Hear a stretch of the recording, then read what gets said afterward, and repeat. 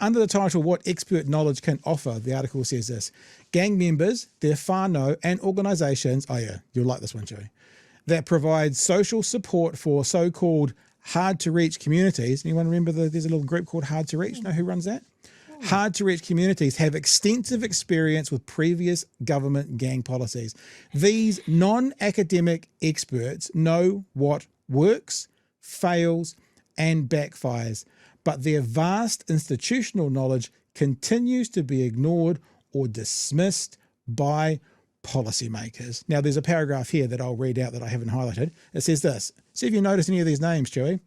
Among them are Harry Tam, Angie Wilkinson, and Joanna Wilkinson from HTR, Hard to Reach Research and Consulting, a social support provider focused on community-led solutions. They explain how gangs originally formed in response to structural racism in post-war New Zealand, as outlined in this week's Royal Commission Abuse in Care report. What they're saying is every time Mr. Luxon says, why would I talk to Harry Tam? This is the answer.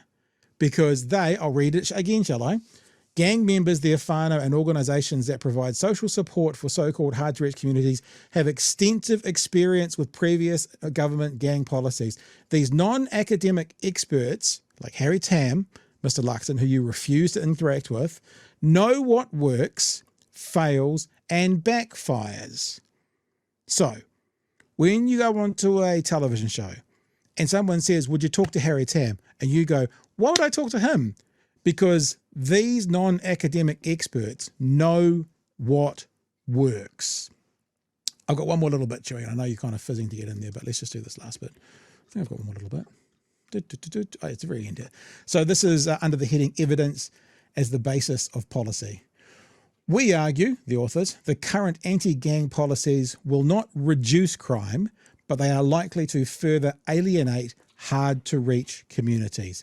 Policies informed by evidence and expert knowledge will not only result in better understanding of gangs and the patch, they would also be more effective in protecting the interests of the public in general.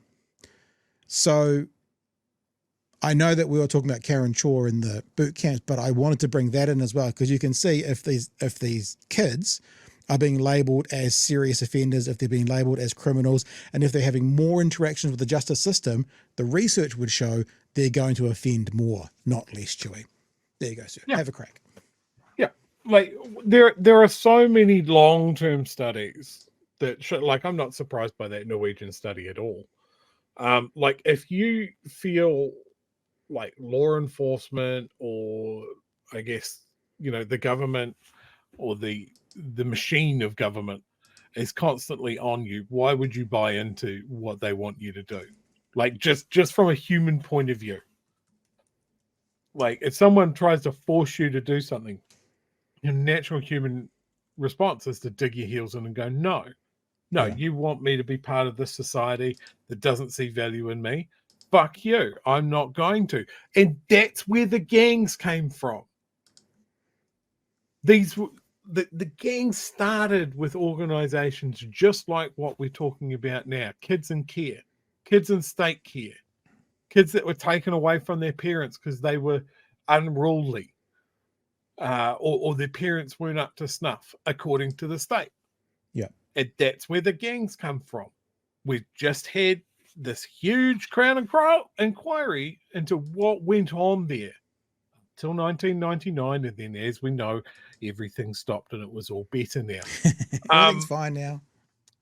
And yet again, we've got a government that is going back to the trough, the same old stagnant, piss-filled trough for ideas that haven't worked in the past. But this time we will. This time we've listened. This time we've looked at a different country. Not any of the Scandinavian countries. The other ones where we agree with the tough on crime rhetoric, like the Australians are being with gangs and stuff like that. Those guys haven't solved their problem. Like, it's always there. If someone's out there that has solved this problem and has a happy, coherent society because of it, why don't we look at that? No, we'll look at the UK, we'll look at Australia, and we'll look at the US, all famously fucked when it comes to crime and punishment, especially with youth, especially with indigenous populations. Doesn't make any sense. We keep fucking doing it. And that's all because at an individual level, people sort of go all fucking return to monkey and go, bad person need punished.